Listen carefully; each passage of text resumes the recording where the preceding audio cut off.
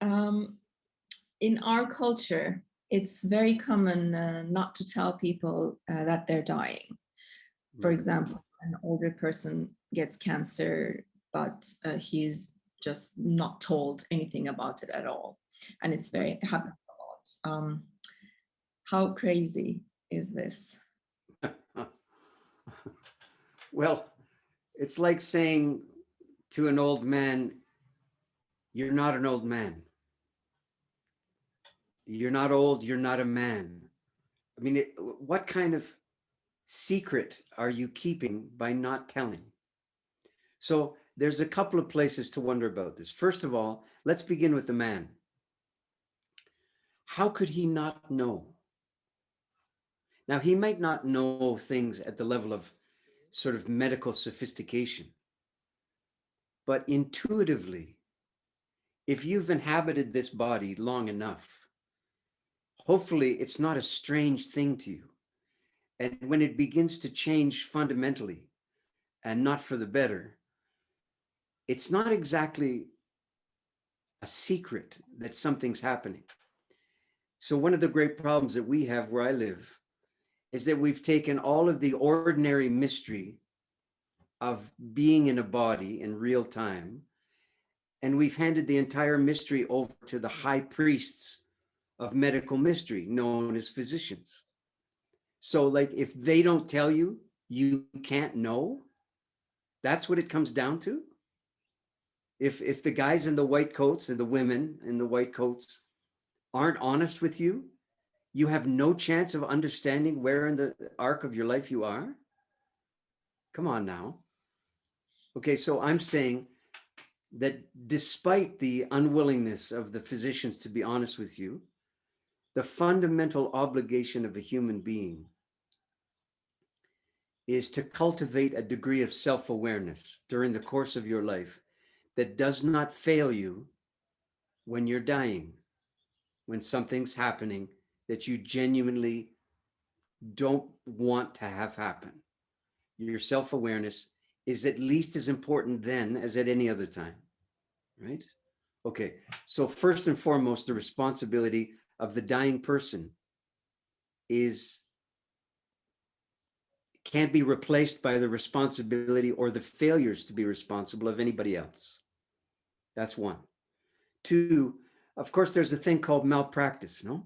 And physicians, I can't generalize about this across the world, but in a general way, you would imagine that physicians get into the medical business in order to help people. That's got to be one of their principal motivations.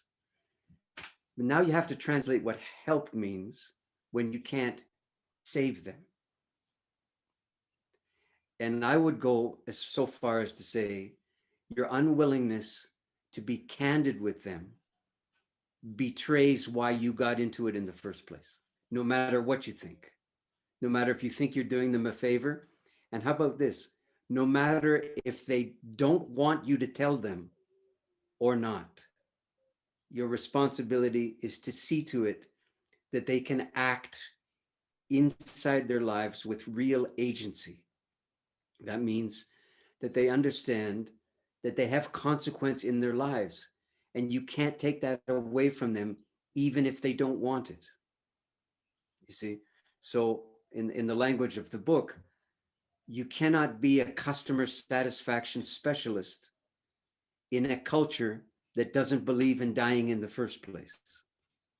Because if you are, you will be co-opted into the project of lying to people and pretending that you're being kind to them. And not telling the truth is at least as bad as lying. Not speaking about it is at least as bad as speaking untruths about it.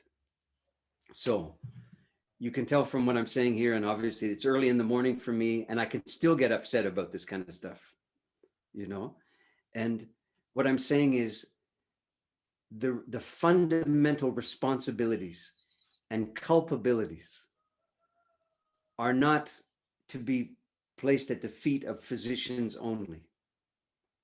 But there's enough blame to go around that includes the dying person's family and their friends and the dying person themselves and the broader culture.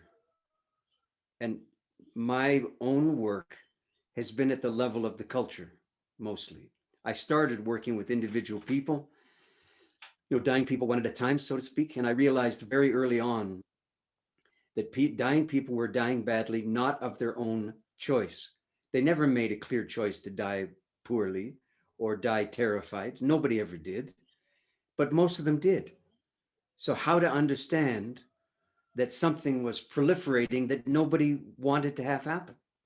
Nobody believed in bad dying, and yet it was everywhere all the time. So in order to seek the reasons and the solutions, I thought it was a moral imperative for me to think about this politically and socially, culturally, as well as spiritually and psychodynamically. And it makes intervention a more challenging thing to dream up and to imagine. But it makes a wide frame of reference absolutely mandatory, because without it, you're going to end up blaming individual people and thinking you're achieving something by doing that, but you're not. That's just more of the same.